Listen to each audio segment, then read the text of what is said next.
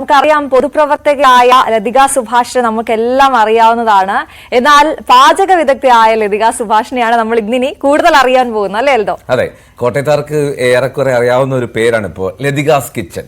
പറഞ്ഞു വരുന്നത് നമ്മുടെ NCP നേതാവ്, NCP ഉപാധ്യക്ഷയായിട്ടുള്ള ലതിക സുഭാഷിന്റെ പുതിയ സംരംഭത്തെ കുറിച്ചാണ്. ലതികാസ് കിച്ചൺ എന്നാണ് അതിന്റെ പേര്. ഇതേക്കുറിച്ച് ഞങ്ങൾ പറയുന്നില്ല, നേരിട്ട് ലതിക സുഭാഷ് തന്നെ പറയും. Good morning ma'am. Very good morning ma'am. Good morning. Very good morning Aswathy, Eldho. Thank you so much. അപ്പൊ എന്തായാലും ഞങ്ങള് ലതികാസ് കിച്ചനെ കുറിച്ച് കൂടുതൽ അറിഞ്ഞു. പക്ഷെ അതിലും ഞങ്ങളുടെ പ്രേക്ഷകർക്ക് കൂടി താങ്കളുടെ വാക്കുകളിൽ നിന്ന് അത് അറിയണമെന്നുണ്ട്.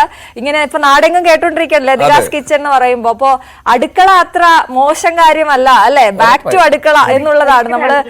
ഒരിക്കലും അല്ലല്ലോ. അതെ അതെ അതെ. നമ്മളിപ്പോ പുരുഷന്മാരുൾപ്പെടെ അടുക്കളയിൽ സജീവമാകുന്ന ഒരു കാലഘട്ടമാണിത്. കാരണം നല്ല ഭക്ഷണം കഴിക്കാൻ ഒരുപാട് വെറൈറ്റി ഉണ്ടാക്കുക എന്നുള്ളതല്ല, കഴിക്കുന്നത് നല്ല ഭക്ഷണമാകാനായിട്ട് ആഗ്രഹിക്കുന്ന ആളുകളുണ്ട്. കാരണം ഇന്ന് മായം ചേർന്ന ഒരുപാട് ഭക്ഷണങ്ങളാൽ സമൃദ്ധമാണ് നമ്മുടെ നാട്. അതുകൊണ്ട് തന്നെ എല്ലാവരും ഹോം മെയ്ഡ് ഭക്ഷണത്തെ ആഗ്രഹിക്കുന്നു, അത് കഴിക്കാൻ ആഗ്രഹിക്കുന്നു. അപ്പോഴാണ് നമ്മൾ അമ്മയെ ഓർക്കുന്നത്. അമ്മ വെച്ച് തന്ന ചോറും ചമ്മന്തിയും, അമ്മ വെച്ച് തന്ന ദോശയും ചമ്മന്തിയും, അല്ലെങ്കിൽ അമ്മ ഉണ്ടാക്കുന്ന നോൺ വെജ് കഴിക്കുന്നവർ വിചാരിക്കും അമ്മ വെക്കുന്ന ഇറച്ചിക്കറി, മീൻകറി, അങ്ങനെയൊക്കെയുള്ള ആ ഒരു ഇതിലേക്ക് പോകുന്നത്. ഇന്ന് നമുക്കറിയാം, ഓൺലൈനിൽ ഭക്ഷണം വരുത്തി കഴിക്കുന്ന യുവതലമുറയുടെ ഒരു കാലഘട്ടമാണിത്. എങ്കിൽ പോലും ഭക്ഷണം വളരെ പ്രധാനപ്പെട്ട ഒരു കാര്യമാണ്. ഓക്കെ, ഉറപ്പായിട്ടും ഏറ്റവും പ്രധാനപ്പെട്ട കാര്യം ഭക്ഷണം. അത് ഏറ്റവും ഈ പറഞ്ഞ പോലെ അമ്മ തരുന്ന പോലെ മായമില്ലാതെ കിട്ടുക എന്നുള്ളതാണ്.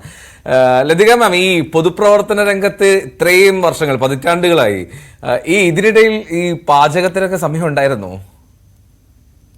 അല്ല, ഞാൻ പൊതുപ്രവർത്തകയായിരിക്കുമ്പോഴും ഞാൻ എന്റെ അമ്മ എപ്പോഴും അമ്മയുടെ കൂടെ നിൽക്കാനുള്ള സൗഭാഗ്യം കിട്ടിയിട്ടുള്ള ഒരാളാണ്. ഞാൻ 91 ജില്ലാ കൗൺസിൽ അംഗമായിരിക്കുമ്പോൾ എന്നെ വിവാഹം ചെയ്തത് എറണാകുളം ജില്ലാ കൗൺസിൽ അംഗം ശ്രീ KR സുഭാഷാണ്. രണ്ടുപേരും സജീവമായി കോൺഗ്രസ് രാഷ്ട്രീയത്തിലും അതുപോലെ തന്നെ ജനപ്രതിനിധി എന്ന ഉത്തരവാദിത്വം ഒക്കെ ഏറ്റെടുത്ത ആ ഒരു കാലഘട്ടത്തിലാണ് ഞങ്ങളുടെ വിവാഹം 92. വീണ്ടും 95-ലും 2000-ലും ഞാനും ജില്ലാ പഞ്ചായത്തിൽ കോട്ടയത്ത് നിന്ന് ജയിക്കുമ്പോൾ സുഭാഷ് ചേട്ടൻ അവിടെ പൈപ്പിനിൽ ഇളങ്ങുന്നപ്പോഴേന്നും പള്ളിപ്പുറത്തൊന്നും മാറി മാറി ജില്ലാ പഞ്ചായത്തിലേക്ക് വിജയിച്ചു. 2000-ൽ ഞാൻ കോട്ടയം ജില്ലാ പഞ്ചായത്തിന്റെ പ്രസിഡന്റായി. സുഭാഷ് ചേട്ടൻ എറണാകുളം ജില്ലാ പഞ്ചായത്ത് വൈസ് പ്രസിഡന്റുമായി. അതിനുശേഷം നമുക്കറിയാം, PS-നെതിരെ എനിക്ക് മത്സരിക്കാൻ അവസരം കിട്ടി. 2011-ല് വീണ്ടും മുഴുവൻ സമയം, എന്റെ ബാക്കി മുഴുവൻ സമയം പാർട്ടിയുടെ ഉത്തരവാദിത്തങ്ങളായിരുന്നു. ജില്ലാതലത്തിൽ നിന്ന് ഞാൻ മഹിളാ കോൺഗ്രസിന്റെ സംസ്ഥാന വൈസ് പ്രസിഡന്റ്, 9 വർഷം KPCCയുടെ സെക്രട്ടറിയായി, 4 വർഷം KPCCയുടെ ജനറൽ സെക്രട്ടറിയായി, പിന്നീട് 3 വർഷം മഹിളാ കോൺഗ്രസിന്റെ പ്രസിഡന്റായി. ഇപ്പോ കഴിഞ്ഞ തെരഞ്ഞെടുപ്പിനോടനുബന്ധിച്ച് കോൺഗ്രസിലെത്തു. ഇപ്പോ NCPയുടെ സംസ്ഥാന വൈസ് പ്രസിഡന്റ് ആണ്. കേരള ഫോറസ്റ്റ് ഡെവലപ്മെന്റ് കോർപ്പറേഷന്റെ ചെയർപേഴ്സണുമായിട്ട് പ്രവർത്തിക്കുകയാണ്. അപ്പൊ ഈ പൊതുപ്രവർത്തനം എന്ന് പറയുന്നത് ഒട്ടും സുഖകരമായിട്ടുള്ള ഒരു കാര്യമല്ല. നമ്മള് ഈ പൊതുപ്രവർത്തകയായിരിക്കുമ്പോൾ തന്നെ നമ്മുടെ വീടുണ്ട്, നമുക്ക് നല്ല ഭക്ഷണം കഴിക്കണം, നമ്മുടെ ആരോഗ്യം നോക്കണം. സാമ്പത്തികമായിട്ടുള്ള അച്ചടക്കം എനിക്കൊട്ടും ഇല്ലാത്ത ഒരു കാര്യമായിരുന്നു. കാരണം നമ്മള് ജനപ്രതിനിധി ആയിരിക്കുന്ന പോലെയല്ല. 140 പേർക്കേ ഉള്ള MLA ആകാൻ പറ്റുള്ളൂ, 20 പേർക്കേ ഉള്ള MP ആകാൻ പറ്റുള്ളൂ. ബാക്കി സാധാരണ എല്ലാ രാഷ്ട്രീയത്തിൽപ്പെട്ട സാധാരണ രാഷ്ട്രീയ പ്രവർത്തകരും, ഈവൻ ഒരു ഗ്രാമപഞ്ചായത്ത് അംഗം പോലും അവർക്ക് കിട്ടുന്ന വരവിനേക്കാൾ എത്രയോ മടങ്ങ് ചെലവഴിക്കേണ്ടി വന്നു, ഒരു വാർഡിലാണെങ്കിൽ പോലും. അതൊരു വലിയ പ്രശ്നമാണ്. ഞാൻ മാധ്യമപ്രവർത്തകയായിരുന്നു, അതിനു മുമ്പ് അധ്യാപികയായിരുന്നു. ഇതെല്ലാം സൈമൾട്ടേനിയസ് ആയിട്ട് ജനപ്രതിനിധി ആയപ്പോ കൊണ്ടുപോയിട്ടുള്ള ഒരാളാണ്. പിന്നെ ഞാൻ 91 മുതൽ LIC ഏജന്റാണ്. ഞാൻ ഒരു മിനിമം ഏർണിംഗ് ഉള്ള ആളായിരുന്നു എന്നും.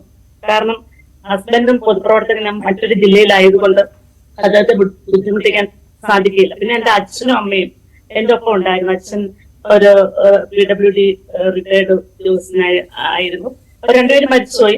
അമ്മ ഒരു സ്വയം തൊഴിൽ സംരംഭകയൊക്കെ ആയിരുന്നു. അപ്പൊ ബ്രദറെ, ഇവരൊക്കെ എന്നെ സാമ്പത്തികമായി ചെറിയ തോതിലെങ്കിലും എന്നെ സഹായിക്കാനൊക്കെ പറ്റി. പക്ഷെ ഇവരൊക്കെ പോയപ്പോഴും എന്റെ രാഷ്ട്രീയ പ്രവർത്തനം അതിവിപുലമായപ്പോ ഞാൻ സ്വന്തമായി ഇതിനിടയ്ക്കൊക്കെ ഡ്രൈവിംഗ് സ്കൂള് നോക്കി അതൊക്കെ ചില പ്രത്യേക ആശയങ്ങൾ ഉൾക്കൊണ്ടുകൊണ്ടാണ്. ലൈസൻസ് മേടിച്ചു വെച്ചിട്ടുള്ള പല സ്ത്രീകളും വണ്ടി ഓടിക്കാൻ പേടിക്കുന്നു.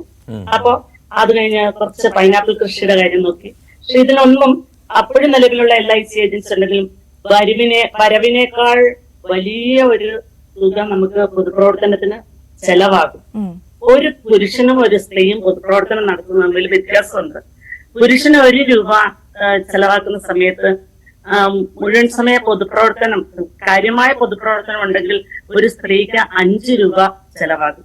കാരണം പാർട്ടിയൊക്കെ തരുന്ന ഉത്തരവാദിത്തങ്ങൾ നിറവേറ്റാൻ ഓരോ സ്ഥലങ്ങളിൽ ചെല്ലുക, താമസിക്കുക, വണ്ടി ചിലപ്പോൾ കൊണ്ടുപോകേണ്ടി വരും. അപ്പം നമുക്ക് താമസ സൗകര്യങ്ങൾ സുരക്ഷിതമായ നോക്കേണ്ടി വരും. പുരുഷന്മാരെ പോലെ അത്ര അധികം സൗകര്യങ്ങൾ ഒരിക്കലും സ്ത്രീക്കില്ല. അപ്പൊ അതൊക്കെ ഇത്തരം കാര്യങ്ങൾ. പിന്നെ വീട്ടിൽ വന്നാല് ഈ വീട്ടിലെ ഭക്ഷണം കഴിക്കാൻ പരമാവധി ശ്രമിക്കുന്നത്. കേരളം മുഴുവനും 10-20 വർഷത്തിലധികം പൊതുപ്രവർത്തനത്തിന്റെ ഭാഗമായി ഓടി നടക്കുമ്പോൾ ഇവിടുന്ന് വണ്ടിക്ക് പോയാല് എറണാകുളത്ത് ചെന്ന് കോഴിക്കോട് പോകണമെങ്കിൽ തലേദിവസം ചെന്ന് ചെറായിലെ വീട്ടിൽ നിൽക്കും. പിന്നെ അടുത്ത ദിവസം വെളുപ്പിനെ പോകും. എടപ്പാളിൽ ചെന്ന് എന്റെ ഏറ്റവും വേണ്ടപ്പെട്ട ഒരു കുടുംബമുണ്ട്, എഴുത്തുകാരൻ P. സുരേന്ദ്രന്റെ വീട്. അവിടുത്തെ സുജാതയുടെ അടുത്തുനിന്ന് ദോശ കഴിച്ച് അടുത്ത ഒരു 2-3 മണിക്കൂറിനുള്ളില് കോഴിക്കോട്ടെത്തും. തിരിച്ച് വീണ്ടും അവിടെ ചെറായിൽ വന്ന് നിൽക്കും. അപ്പൊ ഇങ്ങനെയൊക്കെ ഉള്ളതായിരുന്നു എന്റെ പൊതുപ്രവർത്തനം. കാരണം പ്രോട്ടോകോൾ ഇല്ലാതെ കൃതങ്ങളൊക്കെ പുതുക്കാൻ വലിയ ഇഷ്ടമുള്ള ആളെന്ന നിലയിൽ ഞാൻ അത്തരത്തിലാണ് എന്റെ പൊതുപ്രവർത്തനം കൊണ്ടുപോയി. അതാണ് മാം, സാമ്പത്തിക പ്രതിസന്ധി അല്ലെങ്കിൽ സാമ്പത്തിക ബാധ്യത ഒരു പൊതുപ്രവർത്തകയ്ക്ക് അല്ലെങ്കിൽ പൊതുപ്രവർത്തകൻ ഉണ്ടായിരുന്നു എന്ന് പറയുമ്പോൾ അത് മാറ്റാനായിട്ട് ഇങ്ങനെ ഒരു മേഖല തിരഞ്ഞെടുക്കാമെന്ന് തോന്നിയത് അത് ഈ പാചകം നമ്മുടെ കൈമുതലായിട്ടുണ്ടായിരുന്നു. അതാ ഞാൻ പറഞ്ഞത്. അതെ, എന്റെ അമ്മ നന്നായിട്ട് കുക്ക് ചെയ്യും. അമ്മ നന്നായി കുക്ക് ചെയ്തിരുന്ന ആളാണ്. എല്ലായ്പ്പോഴും നമ്മുടെ ഈ തറവാട് ഏറ്റുമാനൂരാണ്. പിന്നെ അമ്മ പിന്നെ ഉപ്പേരി നമ്മുടെയൊക്കെ വീട്ടിൽ അന്ന് ഏത്തക്കായൊക്കെ ഉണ്ട് സമൃദ്ധമായിട്ട്. അല്ലെങ്കിൽ മേടിച്ചാണെങ്കിലും ഓണക്കാലത്ത് വളരെ ദിവസം മുമ്പേ ഉപ്പേരി ഉണ്ടാക്കും. അല്ലാതെ വീട്ടിൽ ഉപ്പേരി ഇല്ലാത്ത ദിവസങ്ങള് ഞാൻ ഓർമ്മയില്ല. അപ്പം മുറുക്കുപ്പേരി ഉണ്ടാക്കും. ഓണം വരുമ്പോഴേക്ക് ശർക്കര വരട്ടി, ചീട, ഇങ്ങനെയുള്ള എല്ലാ വിഭവങ്ങളും വീട്ടിൽ തന്നെ നല്ല വെളിച്ചെണ്ണയിൽ, ആട്ടിയ വെളിച്ചെണ്ണയിൽ ഉണ്ടാക്കുമ്പോൾ അതിന് അതിൻ്റെതായ സ്വാദുണ്ട്. അപ്പോ കടയിലെ ഉപ്പേരി ഇപ്പൊ നമുക്ക് പലപ്പോഴും കിട്ടുമ്പം ചിലതെങ്കിലും നമുക്ക് വലിയ ഒരു ദയനീയമായി തോന്നാറുണ്ട്. അപ്പൊ ഞാനിപ്പോഴും അമ്മ 2018 മരിച്ചതിന് ശേഷവും അച്ചാറ്, അതുപോലെ വീട്ടിൽ തന്നെ തൈര് ഉറയ്ക്കും. ഞാനിപ്പോ ഒരു 10-30 വർഷമായിട്ട് വെജിറ്റേറിയനാണ്. അപ്പൊ എനിക്ക് ആവശ്യമായ വൈകിട്ട് വന്നാൽ ഇത്തിരി കഞ്ഞി കുടിക്കാനായിട്ട്, അല്ലെങ്കിൽ ഇടയ്ക്ക് ഞങ്ങൾ എല്ലാവരും വീട്ടിലുള്ളപ്പോഴാണേലും അവർക്ക് കുക്ക് ചെയ്ത് കൊടുക്കാനും ഒക്കെ വളരെ എളുപ്പമായിട്ട് എനിക്കത് സാധിക്കുന്നുണ്ട്.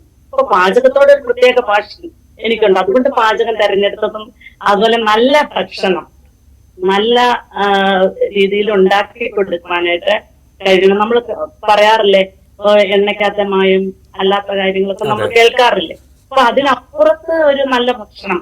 അപ്പൊ ഇപ്പൊ ഞാൻ എന്റെ മുഴുവൻ KFTC ചെയർപേഴ്സൺ എന്ന നിലയിൽ ഒരുപാട് ഉത്തരവാദിത്വമുണ്ട്. യാത്രകളുണ്ട്, അതുപോലെ തന്നെ പാർട്ടി പരിപാടികളുണ്ട്, മറ്റ് എല്ലാ പരിപാടികളിലും ഞാൻ ഇൻവോൾവ് ആയതുകൊണ്ട് വീട്ടിൽ നിൽക്കുന്ന സമയം വളരെ കുറവാണ്. അപ്പൊ ഞാനിങ്ങനെ വീട്ടിലുണ്ടാക്കിയ ഉപ്പേരി ഇവിടെ വന്ന അതിഥികൾക്ക് പലപ്പോഴും കൊടുക്കുമ്പോ അതിനെക്കുറിച്ച് ഞാൻ പറഞ്ഞു അമ്മ ഉണ്ടാക്കുന്ന പോലെയൊക്കെ ഉണ്ടാക്കുന്നതാണ്. അപ്പൊ അതിന് എന്തുകൊണ്ട് അങ്ങനെ ചിന്തിച്ചുകൂടാ? ഇത്രയും നല്ലതായിട്ട് ഉപ്പേരി ഉണ്ടാക്കാൻ പറ്റുന്നുണ്ടല്ലോ. അതൊക്കെ എനിക്ക് വലിയൊരു പ്രചോദനം. പാത്രം നിറയെ ഉണ്ടാക്കി നമുക്ക് ഇഷ്ടമുള്ളവർക്കൊക്കെ കൊടുക്കുന്നത് എന്റെ ഓർമ്മയിൽ എപ്പോഴും ഉണ്ട്. പക്ഷെ ഇന്നിപ്പോ ഞാനിത് ഇങ്ങനെ ഉണ്ടാക്കി കൊടുക്കുമ്പോ പിന്നെ കൊറിയർ ചെയ്യുമ്പോൾ അത് ഗൂഗിൾ പേ വഴി എനിക്ക് പൈസ കിട്ടുന്ന എനിക്ക് വലിയ സന്തോഷമാണ്. കാരണം നമുക്ക് സ്ഥാപനങ്ങളിൽ ജോലി ചെയ്തതിന് ശമ്പളം കിട്ടിയിട്ടുണ്ട്. പക്ഷെ ഒരു പൊതുപ്രവർത്തകന്റെയോ പൊതുപ്രവർത്തകയുടെയോ സമയത്തിന് മിനിറ്റുകൾക്ക് ഒരു വിലയുമില്ല. ഒരു തൊഴിലാളി മുതൽ കൺസൾട്ടൻസി വരെയുള്ള അല്ലെങ്കിൽ മണിക്കൂറിന് ലക്ഷങ്ങള് ഒക്കെ വാങ്ങുന്ന ആളുകളുടെ സമയത്തിനൊക്കെ വിലയുണ്ട്. പൊതുപ്രവർത്തകന്റെ സമയത്തിന് വിലയില്ലാത്തത്. കൈക്കൂലിക്കാരെയും അഴിമതിക്കാരെയും ഒക്കെ സ്ഥിരീകരിക്കുമ്പോഴും ബ്രേക്കിംഗ് ന്യൂസ് കൊണ്ടുവരുമ്പോഴും നമ്മുടെ നാട്ടിലെ ഇന്ന് ഈ ബാധ്യത വികേന്ദ്രീകരിക്കപ്പെട്ടിരിക്കുകയാണ്. 95-ൽ 30%, അതുപോലെ തന്നെ അതിനുശേഷം ഇപ്പൊ 50%. അത് വലിയ പ്രശ്നമാണ്. മാം സൂചിപ്പിച്ചതുപോലെ അത് ഈ പറയുന്ന പോലെ അത് പൊതുപ്രവർത്തന രംഗത്ത് നിൽക്കുന്നവർക്കായിരിക്കും അതിന്റെ ബുദ്ധിമുട്ടൊക്കെ മനസ്സിലാവുള്ളൂ. അതുകൊണ്ട് തന്നെയാണ് മാം അത് വ്യക്തമാക്കുന്നത്. ഞാൻ മറ്റൊരു കാര്യം ചോദിക്കട്ടെ, ഈ ലതികാസ് കിച്ചണിലേക്ക് തിരികെ, അതായത് എന്തൊക്കെയാണ്, ഞാൻ ശർക്കര വരട്ടി ഉണ്ട്, ഈ ഉപ്പേരി എന്ന് പറഞ്ഞാൽ എനിക്കൊണ്ട് ചിലയിടങ്ങളെങ്കിലും ഉപ്പേരി അതെ അതെ അതെ ഞങ്ങൾ കോട്ടയംകാര് പറയുന്ന ശർക്കര ഉപ്പേരി, അതുപോലെ തന്നെ കായ ഉപ്പേരി, പിന്നെ ചക്ക ഉപ്പേരി എന്നൊക്കെ പറയും. അല്ല, അതായത് കായ വറുത്തത്, അത് കോർക്കട്ട് ചിപ്സ് ഐറ്റം. എനിക്ക് തോന്നുന്നത് അതില് മാമിന്റെ ഈ ലതികാസ് കിച്ചണില് ഏറ്റവും ഡിമാൻഡ് ആ 4 മുറിച്ചിട്ട കായ വറുത്തതിനാണെന്ന് തോന്നുന്നു അല്ലേ? അതിൽ കറിവേപ്പില ചേർക്കുന്നു, വേറെ എന്തെങ്കിലും ആഡ് ചെയ്യുന്നുണ്ടോ? ഇത് രണ്ടും എല്ലാ ഉപ്പേരിയും അല്ലെങ്കിൽ ഈ വറുക്കുന്നതും നല്ല ശുദ്ധമായ വെളിച്ചെണ്ണയിലാണ്, ഡിസ്പോസിബിൾ ആയിട്ടുള്ള ബോട്ടിലിൽ മേടിക്കുന്ന നല്ല, ഇവിടെ അടുത്ത ചവിട്ടുവരിയില് നാടൻ ആട്ടിയ വെളിച്ചെണ്ണ ഉപയോഗിച്ചാണ് ഉണ്ടാക്കുന്നത്. പക്ഷെ ഈ 4 കീറി അരിയുന്നത്, വളരെ ചെറുതായിട്ട് അരിയുന്നത് കൊണ്ട് അതിനൊരു പ്രത്യേകമായ സ്വാദ് കൂടുതലുണ്ട്. മാത്രമല്ല, എന്റെ വീട്ടിലെ കറിവേപ്പില കുറയുമ്പോൾ ഞാൻ ചേച്ചിയുടെ വീട്ടിൽ നിന്നും മോന്റെ വൈഫിന്റെ വീട്ടിൽ നിന്നും അയൽപക്കത്തു നിന്നും ഒക്കെ ഞാൻ എടുക്കും. ഒരു പിടി മാത്രം മതി. കാരണം ഇത് സൂക്ഷിച്ചു വെച്ച് ഉപയോഗിക്കുകയല്ല, ഫ്രഷ് ആയിട്ട് വാങ്ങാൻ നേരത്ത് അതിലേക്ക് ഇടുമ്പോൾ അതും ആ നിറം പോകാതെ ആ കറിവേപ്പില ഇട്ട അതിന്റെ ഒരു ഫ്ലേവറോട് കൂടി ഓർക്കിഡ് ചിപ്സ് നമുക്ക് കിട്ടുമ്പോൾ അത് ഒരു പ്രത്യേക സ്വാദ് അതിനുണ്ട്. പിന്നെ വട്ടത്തിലുള്ള ഉപ്പേരിയും അതാണല്ലോ നമ്മുടെ ടിപ്പിക്കൽ ഉപ്പേരി, അല്ലെങ്കിൽ കായ വറുത്തത്, അതിനും വലിയൊരു ഡിമാൻഡാണ്. ഇന്നിപ്പം തൊട്ടടുത്തുള്ള നമ്മുടെ ഇതര സംസ്ഥാന തൊഴിലാളികൾ എന്നോട് 3-4 കിലോ മാങ്ങി അവരുടെ നാട്ടിൽ കൊണ്ടുപോകാനായിട്ട് ഓർഡർ തന്നു. ഞാൻ വൈകിട്ട് ഞങ്ങൾ ഉണ്ടാക്കി വെച്ചിട്ടുണ്ട് അവർക്ക് വേണ്ടിയിട്ട് പാക്ക് ചെയ്ത്. അപ്പൊ അങ്ങനെ പ്രത്യേകിച്ച് നമ്മുടെ ഇപ്പൊ തന്നെ എന്റെ അടുത്ത് ചക്ക വറുത്തതിന് ഓർഡർ കിട്ടിയിട്ടുണ്ട്. പക്ഷെ ചക്ക വറുത്തത് ഏത്തക്ക വറുത്തത് പോലെ സുലഭമായിട്ട് നമുക്ക് ലഭിക്കുന്ന ഒരു കാര്യമല്ല. എല്ലാ പ്ലാവിലെയും ചക്ക വറക്കാൻ കൊള്ളുകയല്ല. ഇനി വറക്കാൻ കൊള്ളുന്നത് തന്നെ 2 മഴ അടുപ്പിച്ച് പെയ്താല് അത് ശരിക്കും വറുത്തെടുക്കാനായിട്ട് ബുദ്ധിമുട്ടുണ്ടാകും. വളരെ ഒരു ബുദ്ധിമുട്ടുള്ള ഒരു കാര്യമാണ്. എന്നാൽ പോലും അതിനുവേണ്ടി ശ്രമിക്കുന്നുണ്ട് പരമാവധി. ഇനി എനിക്ക് ചോദിക്കാനുള്ളതാണ്, നമ്മുടെ കമന്റ്സിൽ ഒരുപാട് പേര് ലതിക മാമിന് ഓൾ ദ ബെസ്റ്റ് പറയുന്നുണ്ട്, ഒരുപാട് പേർക്ക് ഇഷ്ടമുള്ള ആളാണ്, അപ്പം എല്ലാവിധ ആശംസകളും പറയുന്നുണ്ട്. അപ്പൊ ഞാൻ ചോദിക്കുന്നത്, ഇതുപോലെയുള്ള ഈ സംരംഭം തുടങ്ങിയപ്പോ ഈ രാഷ്ട്രീയപരമായിട്ട് നേരത്തെ സുഹൃത്തുക്കളായിരുന്നവർ ഇപ്പോഴും സുഹൃത്തുക്കളായിട്ടിരിക്കുന്നവരൊക്കെ എന്തൊക്കെ കമന്റ്സ് ആണ് പറഞ്ഞത്? അതിൽ പെട്ടെന്ന് ഓർക്കുന്ന അല്ലെ, മനസ്സിൽ തട്ടിയ കമന്റ്സ് എന്തെങ്കിലും ഉണ്ടോ? അശ്വതി 100% സത്യസന്ധമായിട്ടാണോ പറഞ്ഞത്? എനിക്ക് തന്നെ ഉറപ്പായിട്ടും അശ്വതി ഉറപ്പായിട്ടും സത്യസന്ധത ഞാൻ സപ്പോർട്ട് ചെയ്യുന്നു. ഇത് അതായത് എന്തെല്ലാം കമന്റ്സ് ആണ്, ഞാനിപ്പോ നോക്കാറില്ല അതൊന്നും. കാരണം എത്രയോ കാലമായി ഒരു പ്രസ്ഥാനത്തിൽ പ്രവർത്തിച്ച് എന്നോട് അടുപ്പമുള്ളത്, എന്നെ അറിയാവുന്നവരൊന്നും എന്നെ അത്ര കമന്റ്സ് ഇടുന്നില്ല കേട്ടോ. പിന്നെ ഈ സോഷ്യൽ മീഡിയ അതിലൂടെ മാത്രം ആളുകളെ ഗൂഗിൾ സെർച്ച് ചെയ്യുന്ന ആൾക്കാരുണ്ടല്ലോ. ഈ 40 വർഷം ഞാൻ എങ്ങനെയാണ് കടന്നു വന്നതെന്ന് അറിയാത്ത ഒരുപാട് ആളുകള് പലതരത്തിലുള്ള കമന്റ്സ് ഇടുന്നുണ്ട്. ആദ്യമൊക്കെ വലിയ മനോവേദന ഉണ്ടാകുമായിരുന്നു, ഇപ്പൊ അതൊന്നുമില്ല. നമ്മൾ നമ്മുടെ ജോലിയുമായി അധികം സമയമില്ല, വളരെ ക്ഷണികമായി ഇപ്പൊ വയസ്സ് 60-ലെത്തി. 60-ാമത്തെ വയസ്സിൽ ഞാനൊരു ഫേസ്ബുക്ക് പോസ്റ്റ് ഇട്ടപ്പോഴാണ് ഇതേക്കുറിച്ച് ലോകം തന്നെ അറിഞ്ഞത്. പൊട്ടിഘോഷിച്ചല്ല, കാരണം ഞാനിത് തുടങ്ങണമെന്ന് വിചാരിച്ച സമയത്താണ് വയനാട് ദുരന്തമൊക്കെ ഉണ്ടായത്. അതുകൊണ്ട് തന്നെ ഞാൻ അതിന് എനിക്ക് ഫുഡ് ആൻഡ് സേഫ്റ്റിയുടെ പെർമിഷൻ കിട്ടിയ ആ സമയത്ത് തുടങ്ങി വെച്ചു. ഇപ്പൊ 2-3 മാസമായിട്ട് വളരെ ചെറിയ തോതിലാണ് ഇത് തുടങ്ങിയെങ്കിലും എന്തായാലും ആളുകള് വലിയ തോതിൽ ഓർഡർ ചെയ്യുന്നുണ്ട്. കഴിഞ്ഞ ദിവസം പത്രങ്ങളിലൊക്കെ വന്നപ്പം ഞാൻ ജനപ്രതിനിധിയൊക്കെ ആയിരുന്ന സ്ഥലത്ത് നിന്ന് ആളുകളെ വിളിച്ച് ഒരു 3 കിലോ വേണം, മോന് കൊണ്ടുപോകാനാണ് അല്ലെങ്കിൽ അടുത്ത് അയക്കാനാണ് എന്നൊക്കെ പറയുമ്പോൾ വലിയ സന്തോഷമുണ്ട്. അപ്പൊ ഞാൻ അവർക്ക് വേണ്ടി എൽദോ അല്ലെങ്കിൽ അശ്വതി എന്നോട് പറയാനേ 1 കിലോ ഉപ്പേരി വേണമെന്ന് പറയുമ്പോൾ ഞാൻ നിങ്ങൾക്ക് വേണ്ടിയിട്ടാണ് ഉണ്ടാക്കുന്നത്. ഞാൻ എന്റെ കയ്യിൽ പിടിയിൽ ഒതുങ്ങുന്നതല്ല. ഓണക്കാലത്ത് കൂടുതൽ ഓർഡർ വന്നു. ആ ദിവസങ്ങളിൽ തന്നെ, ഓണ ദിവസങ്ങളിൽ തന്നെ ഒരു 100 കിലോ ഞങ്ങള് പ്രിപ്പയർ ചെയ്യേണ്ടി വന്നു. അപ്പോ എന്റെ കസിൻസ് 1-2 പേര് വന്നു, എന്റെ കൂടെ ഇപ്പം എന്റെ ഒരു സുഹൃത്തു കൂടിയായ ഒരു സഹോദരി ഇപ്പം വളരെ 1.5 മാസമായിട്ട് എന്നോടൊപ്പം രാപകൽ ഈ വീട്ടിൽ താമസിച്ചുകൊണ്ട് തന്നെ ജോലി ചെയ്യുന്നുണ്ട് എനിക്ക് സഹായമായിട്ട്. ഞാൻ വരുമ്പോഴേക്കും കായ ഹോൾസെയിൽ കടയിൽ നിന്ന് കൊണ്ടുവരും. വൈകുന്നേരങ്ങളിലാണ് കൂടുതലും ജോലി ചെയ്യുന്നത്. അപ്പൊ കായൊക്കെ പൊളിച്ചു വെച്ച് അത്തരം കാര്യങ്ങളൊക്കെ സഹായിക്കാനുള്ളത് കൊണ്ട് പരമാവധി 4 ഇടയ്ക്ക് 2 ദിവസം ഞാൻ പിന്നെ അരിപ്പ ഇക്കോ ടൂറിസത്തിന്റെ KFDCയുടെ അവിടെ പോയി 2 ദിവസം ഇല്ലായിരുന്നു. ഒരു ദിവസം രാത്രി ഇല്ലായിരുന്നു, പിറ്റേ ദിവസം പകൽ മുഴുവനില്ലായിരുന്നു. പക്ഷെ ഞാൻ പോരാൻ നേരത്തെ തന്നെ ഓർഡർ ചെയ്തു. രാത്രി വന്ന ഉടനെ ഇവിടെ അടുക്കളയിൽ ഞങ്ങളുടെ ജോലികൾ പൂർത്തിയാക്കി. അപ്പൊ ഒരു ദിവസം ഗ്യാപ്പ് വന്നാലും അടുത്ത ദിവസം കൂടുതൽ ജോലി ചെയ്യാനായിട്ട് പറ്റുന്നുണ്ട്. അപ്പൊ അതൊരു സന്തോഷമാണ്. അതെ, എനിക്കൊരു കാര്യം പറയണം. ഞാൻ എന്നോട് ചോദിച്ചത് ആത്മാർത്ഥമായിട്ടാണോ എന്ന് മാം ചോദിച്ചുകൊണ്ട് എനിക്കൊരു ക്ലാരിഫിക്കേഷൻ അതിൽ തരാനുള്ളത്. ഞാൻ ചോദിക്കട്ടെ, എത്ര പേര് പൊതുപ്രവർത്തകയായി ഇത്രയും ഉയർന്ന ലെവലിലേക്ക് എത്തി എത്ര പേര് തിരിച്ച് അടുക്കളയിലേക്ക് പോകുമെന്നൊരു വലിയ ചോദ്യമുണ്ട്. അതിനെ സപ്പോർട്ട് ചെയ്യുന്ന ഒരു വലിയ വിഭാഗമുണ്ട് മാം. ഞാൻ അവരുടെ പ്രതിനിധിയായി നിന്നുകൊണ്ട് ചോദിച്ചതാണ്. നെഗറ്റീവ് കമന്റ്സുകൾ ഒരുപാട് വരാം, പക്ഷെ നമ്മൾ അതിനെ കാണാതിരിക്കുക. അശ്വതി, ഞാൻ ആത്മാർത്ഥം എന്ന് ചോദിച്ചാല് ഞാൻ പറഞ്ഞത് എന്റെ ഫേസ്ബുക്ക് പോസ്റ്റിൽ ഞാനിപ്പം പ്രത്യേകിച്ച് കോൺഗ്രസ് വിട്ട് വേറെ പ്രസ്ഥാനത്തിലേക്ക് വേറെ മുന്നണിയിലേക്കും ഒക്കെ വന്നപ്പോ ഞാൻ ഒരു ആദരാഞ്ജലി അർപ്പിച്ചാൽ പോലും അത് മേളിൽ എന്താണെന്ന് നോക്കാതെ ചാച്ചി എന്ന് പറഞ്ഞു വന്ന് ഒരു മോശമായ കമന്റുകള് ചെയ്യുന്ന ഒരുപാട് സൈബർ തൊഴിലാളികളുണ്ട് കേരളത്തില്. അപ്പൊ അതാ ഞാൻ പറഞ്ഞതല്ല, അല്ല അവരെന്തും പറയട്ടെ, അതൊന്നും നമുക്ക് വിഷയമാക്കണ്ട. നമ്മൾ പോസിറ്റീവായിട്ട് ഉൾക്കൊള്ളാൻ കഴിയുന്ന മാത്രം എടുത്ത് മുന്നോട്ട് പോകുക. അത് ഞങ്ങൾക്ക് ഒരുപാട് വേദനിപ്പിക്കുന്നുണ്ട്. പക്ഷെ എനിക്ക് സന്തോഷമുള്ളത് എന്നെ വ്യക്തിപരമായി എന്റെ ഒരു ഉത്തരവാദിത്വവും എന്റെ ഒരു കോൺട്രിബ്യൂഷനും അറിയാവുന്ന എന്റെ പഴയ സഹപ്രവർത്തകരായ ഒരു നേതാവോ പ്രവർത്തകനോ പ്രവർത്തകയോ എന്നെ വേദനിപ്പിക്കുന്ന ഒരു വാക്കും എന്നോട് പറഞ്ഞിട്ടില്ല എന്നുള്ളത് എനിക്ക് വളരെ സന്തോഷമാണ്. ഒരിക്കൽ ചാനലിൽ ഒരു സഹോദരൻ ഒഴികെ വേറെ ആരും എന്നോട് അങ്ങനെ പറഞ്ഞിട്ടില്ല എന്നുള്ളത് എനിക്ക് വലിയ സന്തോഷം പകരുന്ന കാര്യമാണ്. ഇപ്പൊ ഇത് കണ്ട പിന്നെ എന്നെ എത്ര പേര് വിളിച്ചെന്നോ പഴയ സഹപ്രവർത്തകര്. സന്തോഷമുണ്ട്. അതെ, അത് തന്നെയാണ് എന്തോ ഞാൻ പറഞ്ഞത്. ഒരു ഇന്റർവ്യൂവിൽ ഞാൻ കേട്ടു, എനിക്ക് ഭയങ്കര പോസിറ്റീവായിട്ട് തോന്നിയൊരു കാര്യം, ഞാൻ എന്റെ മകൾക്ക് അല്ലെങ്കിൽ എന്റെ കൊച്ചിന് ബാധ്യത ഉണ്ടാകരുത്, അല്ലെങ്കിൽ ഞാൻ വയസ്സാകുമ്പോ അങ്ങനെ ഒരു കാര്യം പറഞ്ഞു. എനിക്കത് ഭയങ്കര പ്രൗഡായിട്ട് തോന്നി. കാരണം ഓരോ അമ്മമാരും അച്ഛന്മാരും ഒക്കെ ഇങ്ങനെ ചിന്തിക്കേണ്ട ഒരു അല്ലേ. മാം ഒരു കാര്യം കൂടി ചോദിച്ചോട്ടെ, അതായത് ഈ നമ്മൾ ഈ അടുക്കളയിൽ നിന്ന് ഞാനൊന്ന് കുറച്ച് ഈ ആ വർക്ക് സ്പേസിൽ ഒന്ന് മാറ്റി പിടിക്കട്ടെ. എന്താണ് നമ്മുടെ ഈ എഴുത്തൊക്കെ എന്തായി? എഴുത്തൊക്കെ ഇപ്പോഴും വളരെ കാര്യമായിട്ട് തുടരുന്നില്ലേ?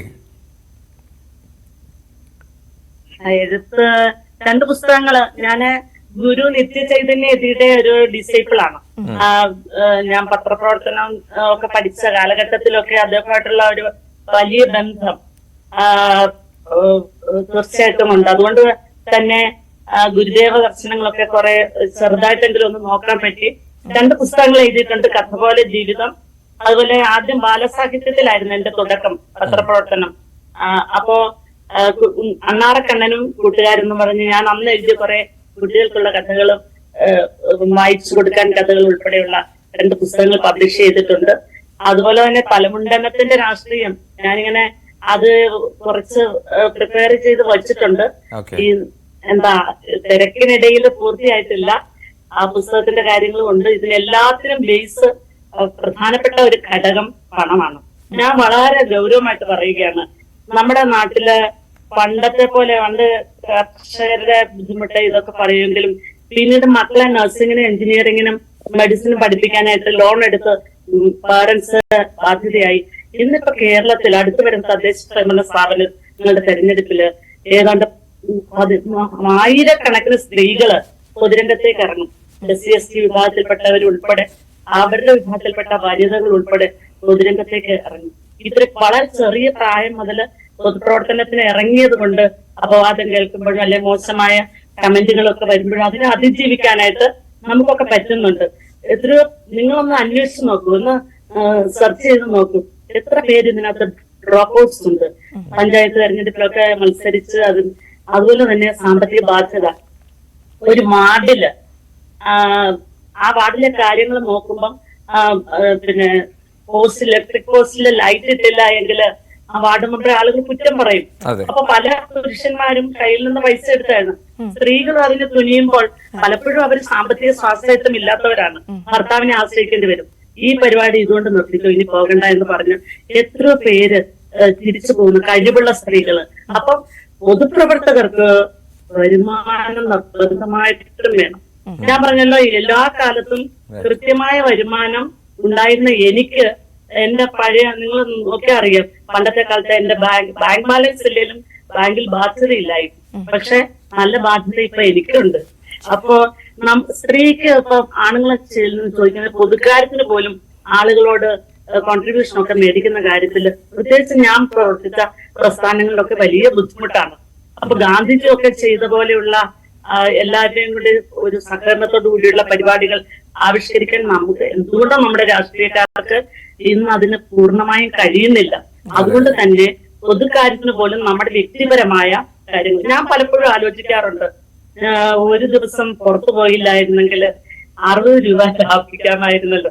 വീട്ടിലായതുകൊണ്ട് ഈ വിഷമാണെങ്കിലും അറിയാമല്ലോ, പിന്നെ കോട്ടൺ സാരി, വെള്ള കോട്ടൺ, അങ്ങനെ എത്രയോ കാലമായിട്ട് ശീലിച്ചുകൊണ്ട് അതൊരു ശീലമാണ്.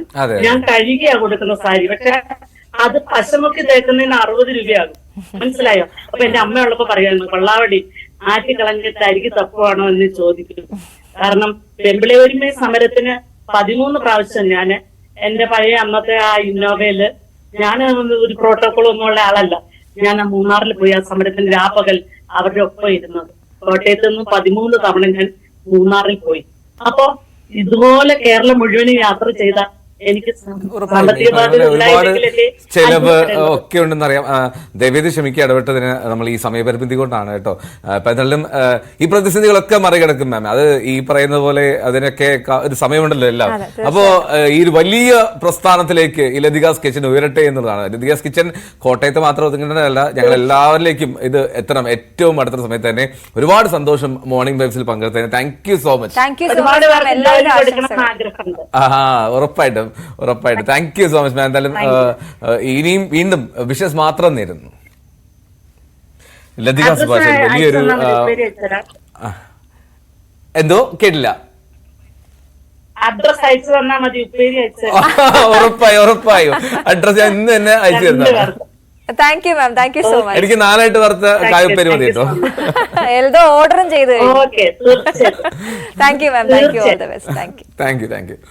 അപ്പോൾ ലതിക മാം, ലതിക സുഭാഷാണ് ഇത്രയും നേരം നമ്മോടൊപ്പം ചേർന്ന് ലതികാസ് കിച്ചന്റെ വിശേഷങ്ങൾ പങ്കുവയ്ക്കുക അല്ലേ. നമ്മൾ